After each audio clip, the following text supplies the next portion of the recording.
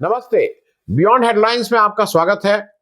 ये एचडब्ल्यू और the public का एक जॉइंट वेंचर है और हम लोग हर हफ्ते मिलके जो पॉलिटिकल डेवलपमेंट्स होते रहते हैं उसके बारे में कुछ बात करते हैं। हमने गोवा में के बारे में बात की थी, हमने पंजाब के बारे में बात की थी, उत्तराखंड के बारे में की थी, लेकिन जब सारी बात भी हो जाती है घूम फिर के बात उत्तर प्रदेश पे जरूर आ जाती है, क्योंकि उत्तर प्रदेश का एक तरह से मिनी जनरल इलेक्शन जैसा हो गया है। स्टेक्स बहुत हाई हैं क्योंकि यहां पे डिसाइड होने वाला है एक तरह से 2024 का इलेक्शन। दो फेज हो चुके हैं। उस पहले दो फेज में ऐसा माना जा रहा है कि जाट और मुसलमानों के बीच का जो गठबंधन था, मतलब जयंत चौधरी और समाजवादी पार्टी के अखिलेश यादव के बीच का जो गठबंधन था, it has worked very well और उसकी वजह से उनकी लीड है, ऐसा एक जनरल लोगों का ओपिनियन है। अब थर्ड फेज आ रहा है और फिर फोर्थ फेज आ रहा है। ये थर्ड और फोर्थ फेज हम लोग एक साथ इसलिए कर रहे हैं कि 20 तारीख को संडे को थर्ड फेज और 23 तारीख वेडनेसडे को फोर्थ फेज। तो जब अगली बार हम लोग आपसे मिलेंगे तब तक ये दो फेज हो चुके होंगे, तो इसलिए हम लोग इन दो फेज की बात एक साथ कर रहे हैं। मैं अपने साथी सुजीत साहब से कहूंगा कि इसके बारे में उत्तर प्रदेश, क्योंकि इस समय बहुत फोकस में है, दो जगह ऑलरेडी उत्तराखंड और गोवा में इलेक्शन हो चुके हैं, बहुत संक्षेप में उत्तराखंड और गोवा की बात करके फिर उत्तर प्रदेश की बात कर लेंगे। आप जरा 2 मिनट में ब्रीफ कर दिए सुजीत जी गोवा और उत्तराखंड का। सिंह साहब, गोवा की बात करें तो गोवा 14 फरवरी को गोवा का इलेक्शन खत्म हुआ। 40 सीट में इलेक्शन था, 40 सीट में कॉन्टेस्ट हुआ और of course Bharatiya Janata party incumbent government है। भारतीय जनता पार्टी को एंटी इनकम्बेंसी है। पिछली बार उनको तकरीबन 19 वोट मिले थे, मतलब 21 vote is for clear majority. Bharatiya Janata party को 19 सीट्स मिले थे।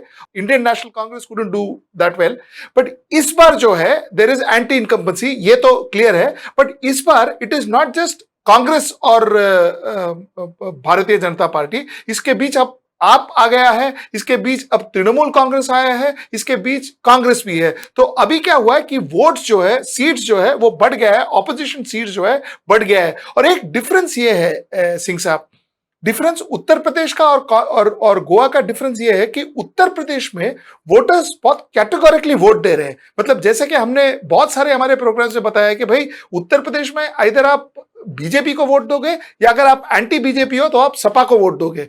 Baspa we will talk about it, but normally Sapa को वोट दोगे। Asaduddin Owaisi didn't work too much, मतलब ये तो आपने देखा है। लेकिन गोवा में जो है वो नहीं होते हुए दिख रहा है। नहीं हुआ है वो बाद में समझेगा, लेकिन एटलीस्ट होते हुए नहीं दिख रहा है।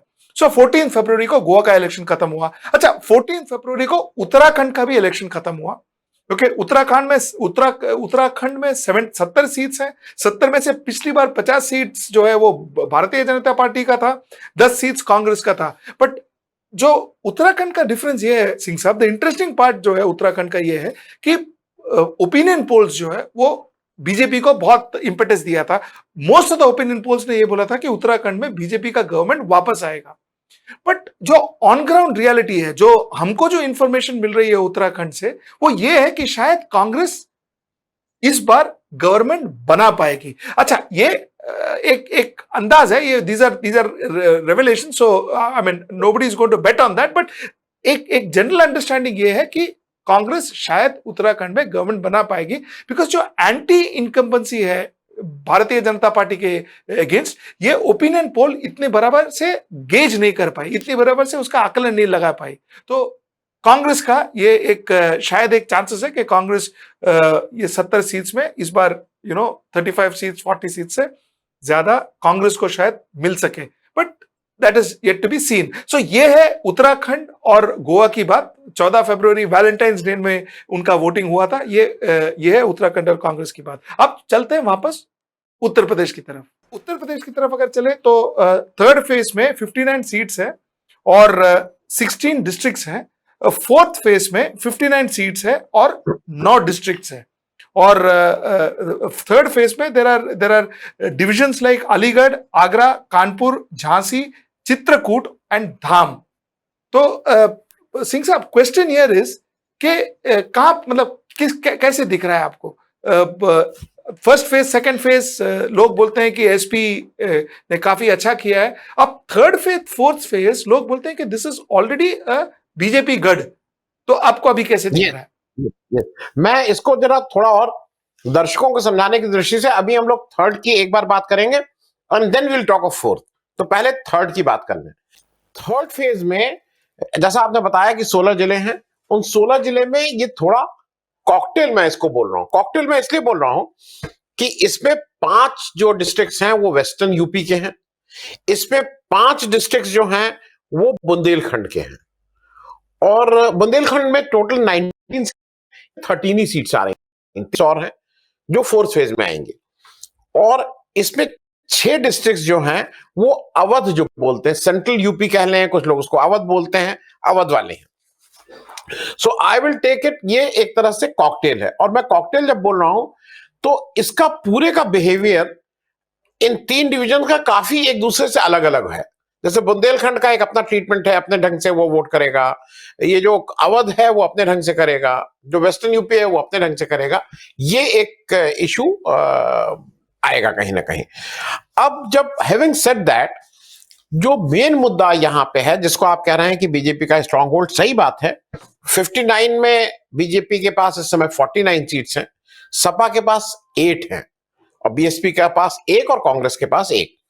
इसको इसलिए strong hold of BJP of Sapa बोला जाता है बिकॉज यहीं पे मुख्यमंत्री अखिलेश यादव जी और उनके पिताजी मुलायम सिंह यादव जी, उनका ये एरिया है जहां से वो आते हैं, जहां पे उन्होंने अपनी राजनीति शुरू की और इस समाजवादी पार्टी को कहां से कहां पहुंचाया। उनका गृह जनपद है, इसमें उनके वो सारे जनपद हैं जहां से वो या उनके परिवार का या कोई ना कोई सांसद रहा है, और उन्होंने इस अपने एरिया को काफी नर्स भी किया, इसमें कहीं कोई दो राय नहीं है।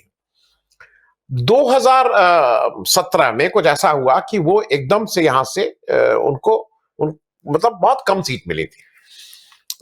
एक समय इस जगह से 37 सीट्स 2012 में 37 सीट्स सपा को मिली थी।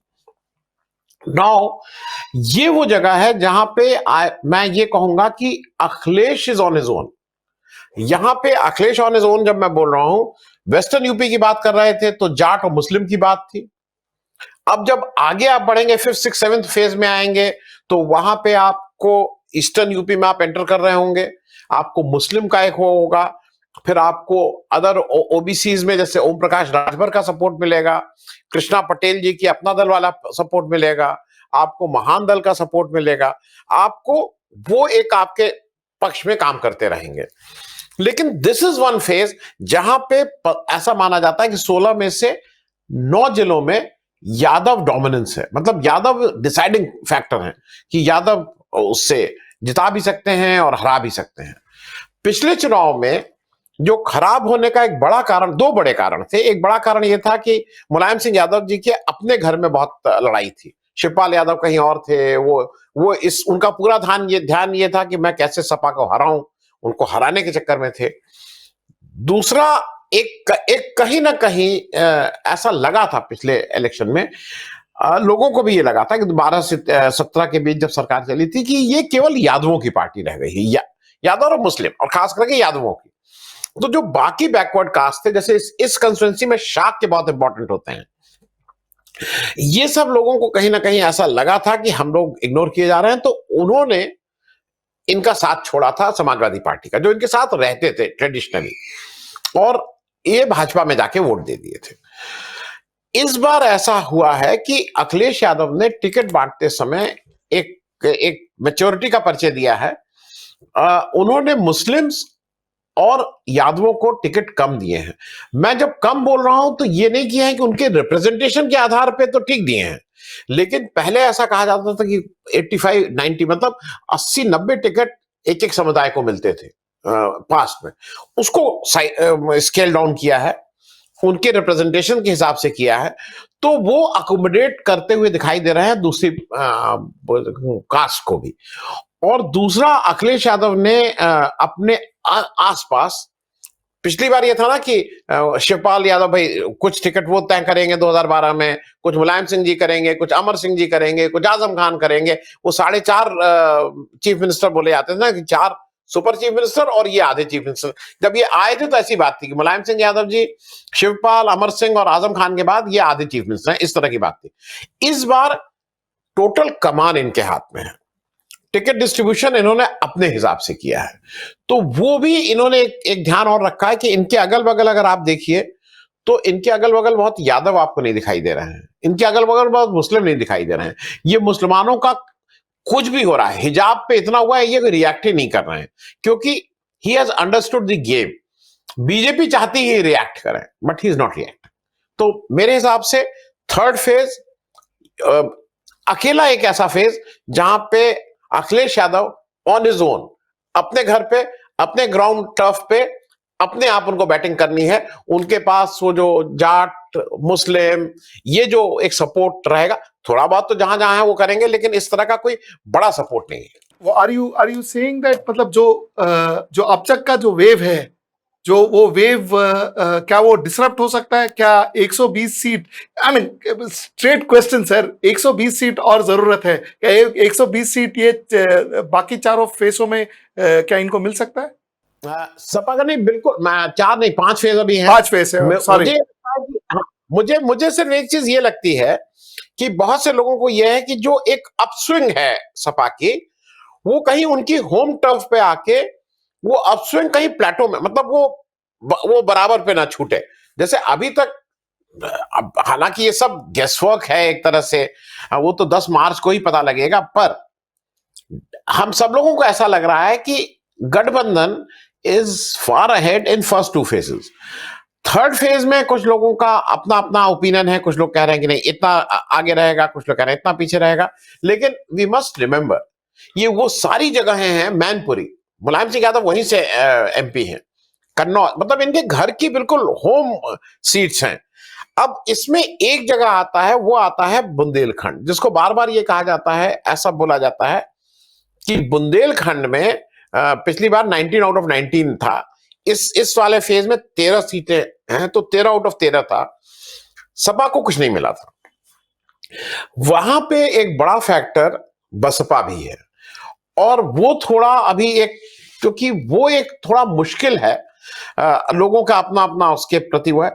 बसपा जैसा माना जा रहा था कि बसपा का कोई रोल नहीं रहेगा, Baspa has a role. Baspa ने पिछले 20-25 दिन में गेन किया है। अब वो गेन किसकी कॉस्ट पे किया है, ये अलग अलग विचार है। कुछ लोगों का कहना है कि बसपा के गेन करने से, एक्चुअली लोग क्वेश्चंस को मिक्स करते हैं। लोग कहते हैं Baspa is the B team of BJP, इस तरह की एक जनरल बात कहते हैं। कुछ लोग कहते हैं बसपा वोट कटवा है। मेरे हिसाब से पहली चीज, जहां तक वोट कटवा की बात है, बसपा ने सन 2002 से पिछले विधानसभा इलेक्शन हो या लोकसभा इलेक्शन हो, एक बार in terms of vote percentage उसकी पोजीशन थर्ड थी, नहीं तो वो कंसिस्टेंट यूपी में in terms of vote percentage या तो सेकंड स्थान पे रही है या फर्स्ट पे रही है। तो बसपा ने पिछले 20 साल में विधानसभा, लोकसभा, सारे इलेक्शंस में अपनी पोजीशन को मेंटेन किया है। तो एक तो वो वोट कटवा, मैं इसलिए नहीं मानता हूं कि भाई हर एक पार्टी अपने हिसाब से इलेक्शन जीतेगी, एआईएमआईएम को मैं उस कैटेगरी में डालूंगा, लेकिन नॉट बसपा। दूसरा, बसपा के आने से किसका नुकसान होगा, ये एक थोड़ा डिबेटेबल इसलिए है कि हर एक आदमी अपने अपने ढंग से उसकी वो कर रहा है, एनालिसिस कर रहा है। मेरे हिसाब से बसपा भारतीय जनता पार्टी को ज्यादा नुकसान पहुंचाएगी as compare to Samajwadi party, ये मुझे ऐसा लगता है। पिछले 2 महीनों में हमने बहुत सारे चर्चाओं में, in fact wherever we were also in debates, बहुत सारे चर्चाओं में हमको ये पता चला है कि वोटर्स इस बार बहुत कॉन्शियसली वोट कर रहे हैं। ये हमने असदुद्दीन ओवैसी के बारे में हमने देखा भी है कि मुस्लिम्स ने उनको कंप्लीटली रिजेक्ट कर दिया उत्तर प्रदेश से। ओके, और कोई भी जो पोलराइजिंग जो आइडियाज हैं, जैसे कि हिजाब का आइडिया वगैरह वगैरह, इट हैज नॉट वर्क।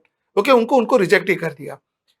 अब उसका मतलब ये निकलता है, और बहुत सारे एनालिसिस्ट ने ये भी बोला है कि उसका मतलब ये निकलता है कि क्लियर वोटिंग है, आइदर बीजेपी को वोटिंग है, और जो भी एंटी बीजेपी वोट है वो सपा को जा रही है। अगर ये फैक्चुअली करेक्ट है, तो फिर वापस अगर हम बसपा को रिविजिट करें, तो बसपा ये डिवाइड में स्टैंड कहां करता है, ये एक क्वेश्चन जो आपने बताया कि अभी भी कंफ्यूज है कि भाई बसपा के वोट बीजेपी को जा रहे हैं कि बसपा के vote as in Baspa BJP की वोट ले रहे हैं कि बसपा सपा की वोट ले रहे हैं। आई अंडरस्टैंड दैट, बट ये जो हमने या मोरलेस एक फैक्ट भी है कि जो क्लियर बाइफर्केशन है बीजेपी वर्सेस एंटी बीजेपी, क्या ये बसपा के लिए अप्लाई नहीं करती? नहीं, ऐसा था कि दो चीजें हुई। कुछ चीजें मुझे ऐसा लगता है कि वो हाथ से निकल चुकी होती हैं। जब इलेक्शन शुरू हो रहा था तो कहीं ना कहीं बीजेपी बहुत कॉन्फिडेंट थी, लेकिन धीरे धीरे चीजें बीजेपी के अगेंस्ट होती गई।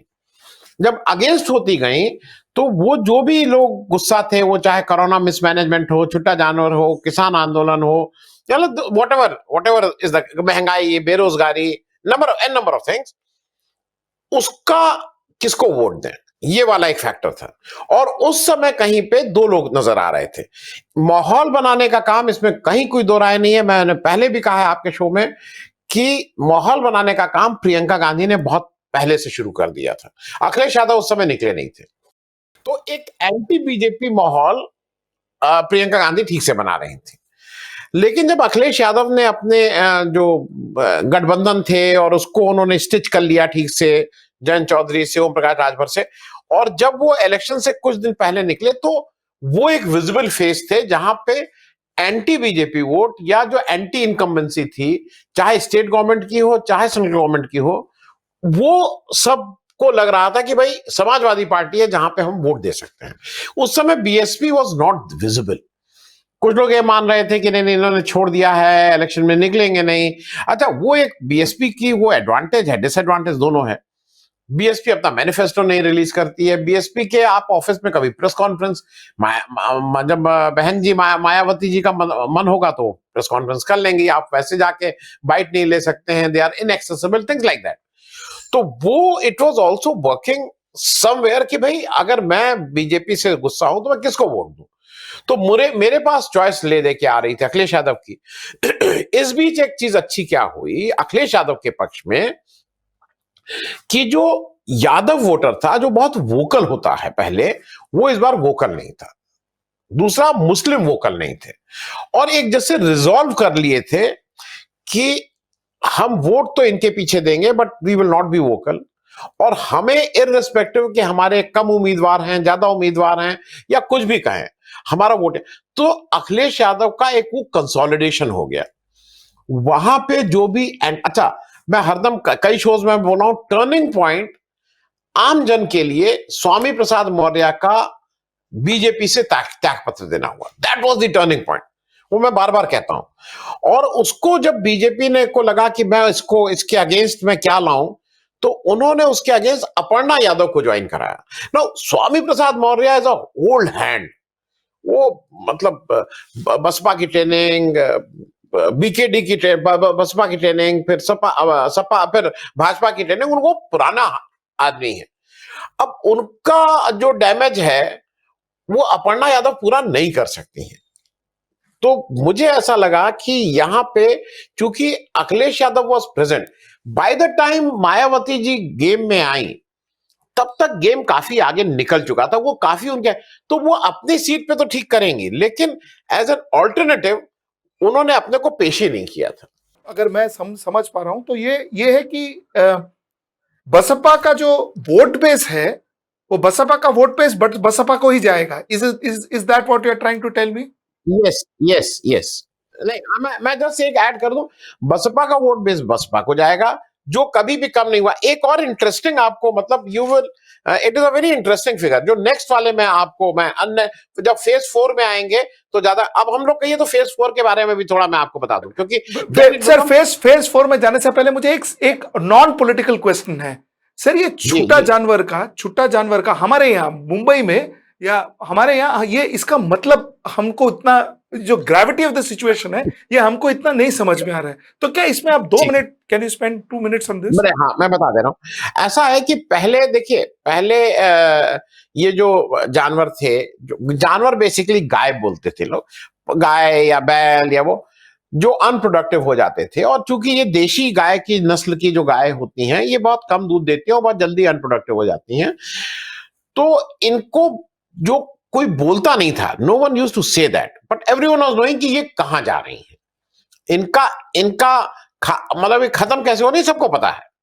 और ये जो इतने जो स्लॉटर हाउस हैं वो सब हिंदू चलाते हैं, ज्यादातर 90% स्लॉटर हाउस यूपी में भी, क्या देश में पूरे स्लॉटर हाउस हिंदू चलाते हैं, वो एक अलग बात है। जब ये सरकार आई 2017 में, तो इन्होंने इसको बहुत सख्त किया कि अगर कोई गाय खरीद के भी ले जा रहा है या कर रहा है तो उसपे हुआ कहां ले जा रहे हो, अच्छा तुम कहीं मतलब स्लॉटर हाउस ले जा रहे हो, चालान करो, उसमें बहुत सख्त सजाएं होने लगी। तो ये होने लगा कि गाय को आप बिल्कुल मार नहीं सकते हैं चाहे कुछ हो जाए। अब लोगों ने क्या किया कि डर के मारे, अब अगर वो अनप्रोडक्टिव गाय है तो लोगों ने उसको धीरे से छोड़ दिया, मतलब अपने घर से निकाल दिया, गांव से ले जाके कहीं छोड़ा है। अब वो अनप्रोडक्टिव है, वो ना दूध देती है। अब धीरे धीरे गांव में भी क्या हो गया, पहले बैल रहते थे तो आप जुताई का काम, प्लाव का काम उससे करते थे, अब वो भी कहीं नहीं, बहुत बहुत रेयरली होता है। तो ये लोगों का धीरे धीरे धीरे धीरे तादाद बढ़ने लगी। और आप उत्तर प्रदेश में, और उत्तर प्रदेश ही नहीं, आप इधर की अगर बेल्ट में आइए तो रात में आपको कुछ हाईवेज पे चलना मुश्किल है, मतलब होर्स वो इतनी बड़ी तादाद में बैठते हैं कि आपको गाड़ी चलाना मुश्किल होगा। अब ये धीरे धीरे क्या हुआ कि ये जानवर तो जानवर है। एक चीज मालूम नहीं बॉम्बे में आप लोग फेस कर रहे हैं कि नहीं कर रहे हैं, मैं थोड़ा डाइवर्ट करूंगा। यूपी में bandar is a menace now. Now city like Lucknow, वो हर कॉलोनी में आ रहे हैं क्योंकि आपने जंगल खत्म कर दिए। अब बंदर कहां जाएंगे, तो बंदर आते हैं उत्तर प्रदेश ये आपकी डिस्ट्रिक्ट्स में। और एक बंदर के साथ थोड़ा सा वही लगा हुआ है कि भाई ये हनुमान जी के वो हैं तो इसको कोई मारेगा नहीं, तो बंदर को कोई मारता भी नहीं है, तो बंदर आके काफी न्यूसेंस करते हैं। गाय के साथ क्या हुआ कि ये जो अनप्रोडक्टिव जानवर थे ये गांव में घूमने लगे, और वो धीरे धीरे हर्ड में घूमते हैं, वो एक साथ नहीं घूमते हैं, अरे अलग अलग नहीं घूमते हैं, 10 20 25 50 100 200। अब उनको तो कहीं जाना है, तो रात में दिन में रात में वो काफी फसल का नुकसान करते हैं। तो पिछले 3 4 5 6 वर्षों से, ये अभी से नहीं है, ये पहले से भी चल रहा था, वर्षों से समस्या ये हुई है कि जो किसान है उसको अपना जो चारपाई है, अपनी कॉट लेके उसको खेत में सोना पड़ रहा है अपनी फसल को बचाने के लिए, क्योंकि अगर रात में जानवर आ गए तो वो तो 1 घंटे के अंदर उसका पूरी फसल ही खा जाएंगे। तो वो एक बड़ा इशू है। उसको करने के लिए सरकार ने कहा था कि हम गौशाला बनाएंगे, गौशाला में इनको रखेंगे, उनकी सेवा करेंगे, पर आप भी जानते हैं गौशाला में कैसी सेवा होती है और कौन बनाता है, इट इज वो। तो मेरे हिसाब से ये जो, और इसी को छुट्टा जानवर, स्ट्रे वो जो वो कैटल है, उसी को यहाँ पे छुट्टा जानवर इज एंड इट इज, इस बार ये पोल इशू है। Thank you so much for explaining this clearly. अब चलते हैं फेज 4 की तरफ। आप बता रहे थे। हाँ, मैं फोर्थ फेज को थोड़ा जैसे फेज 3 में it is Akhilesh Yadav who has to lead from front, it is his home turf. अच्छा या बुरा जो भी होगा उसका पूरा, उसकी क्रेडिट या डिस्क्रेडिट उनको जाएगी। फेज 4 को मुझे ये लोग, अच्छा ये मैं थोड़ा अलग से कह रहा हूं, लोग नहीं, मतलब लोगों को लगेगा नहीं ये क्या बात कह रहे हैं। फेज 4 में there are 9 districts, correct, 59 seats, and 59 में 42 सीट्स आर विथ बीजेपी, मतलब they have done exceedingly well, वो बहुत स्ट्रांग होल्ड है उनका।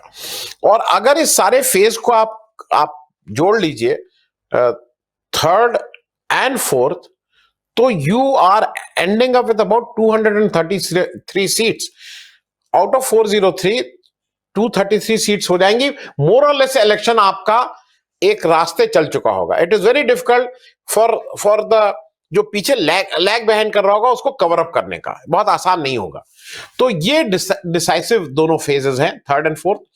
फोर्थ का एक आपको सुन के वो होगा कि BSP has 10 MPs, SP has 5 नौ। और ये मैं 2 चीजें इसलिए समझाना चाह रहा हूं कि ये जरा समझना होगा। बीएसपी और सपा ने मिलकर चुनाव लड़ा था under last 2019 in UP, they polled, the BJP polled around 50% vote, 49 point something. They polled around 50% vote. मतलब पूरी हवा थी मोदी जी की। उस मोदी जी की हवा में भी बीएसपी गॉट 10 सीट्स, और वो जो 10 सीटें जीती उसमें से 4 वेस्टर्न यूपी की थी, और जो बाकी 6 सीट हैं वो इस 5th, 6th और 7th फेज में आएंगी। अंबेडकर नगर, श्रावस्ती, लालगंज, घोसी, जौनपुर, गाजीपुर। ये मैं सिर्फ आपसे इसलिए शेयर कर रहा हूं कि बीएसपी का स्ट्रॉन्ग होल्ड इधर भी है, नंबर 1। नंबर 2, एक और शेयर आपसे करूंगा which is very interesting. 2019 BSP को जो विधानसभा में लीड मिली थी, लोकसभा का इलेक्शन था, विधानसभा वाइज काउंटिंग होती है, तो जो विधानसभा में लीड मिली थी दैट वाज इन 65 विधानसभा। उनके 19 एमएलएज हैं, बट दे वर लीडिंग इन 65 विधानसभा इन 2019, जिस समय मोदी जी की हवा बह रही थी। मोदी जी की मतलब बीजेपी की 312 सीटें थी, अपने सहयोगी के साथ मिला के 325 होती हैं, उनको 274, 325 से वो 274, 312 से गिर के वो 274 पे आ गए थे। 312 सीट से they were at 274। Samajwadi Party, they had 46 और 47 MLAs, they were leading in 41 seats only. मैं कहना यह चाह रहा हूं बीएसपी के अपना स्ट्रॉन्ग होल्ड्स हैं, और इस एक बात को कह के मैं अपनी बात समाप्त करूंगा। ये जो फेज है विच इज फेज 4, इसमें पीलीभीत, लखीमपुर, सीतापुर, लखनऊ, हरदोई, उन्नाव, रायबरेली, फतेहपुर, बांदा। अब पीलीभीत इज द प्लेस जहां से आपको मालूम ही है मानेका गांधी जी के लड़के वरुण गांधी साहब आते हैं, और उनका कितना अच्छा रिलेशन है बीजेपी से हम लोगों को बताने की जरूरत नहीं है, what he is doing. Lakhimpur is very interesting. Lakhimpur में the scheduled caste population is 25.58%, करीब 26% जी, एंड मुस्लिम पॉपुलेशन इज रफली 21%, तो तकरीबन 50% वोट। हाँ, लेकिन यहां पे एक और फैक्टर है, वो हमारे टेनी जी के लड़के आशीष मिश्रा जी हैं। अब टेनी जी इसी जगह से आते हैं जहां पे किसान को वो किया गया था, अब वो 100% है। अब अगर बीजेपी ये समझती है कि टेनी जी के लड़के ने इतना अच्छा काम किया कि उससे वो इस सबको वो कवर अप कर लेंगे, तो वो अलग बात है। लेकिन नॉर्मल उसमें ऐसा लगता है कि टेनी जी के जो किसानों के ऊपर उनके लड़के की जीप चली थी एलिजिडली, जैसा जिसका मुकदमा चल रहा है, उससे ये जो पीलीभीत से लेके सीतापुर तक 35 सीट्स आती हैं, उस पे उनको बहुत मुश्किल होने वाली है। लखीमपुर में बीजेपी लास्ट इलेक्शन में 8 आउट ऑफ 8 थी, 8 आउट ऑफ 8। करेक्ट। इस बार बहुत लोग गुस्से में हैं। इसी तरह से जैसे मैं एक सीट और एक जिला और बता दूं, Raebareli has been a stronghold of Congress, there is absolutely no doubt on that. अब even in their worst days Congress ने वहां कुछ ना कुछ किया था।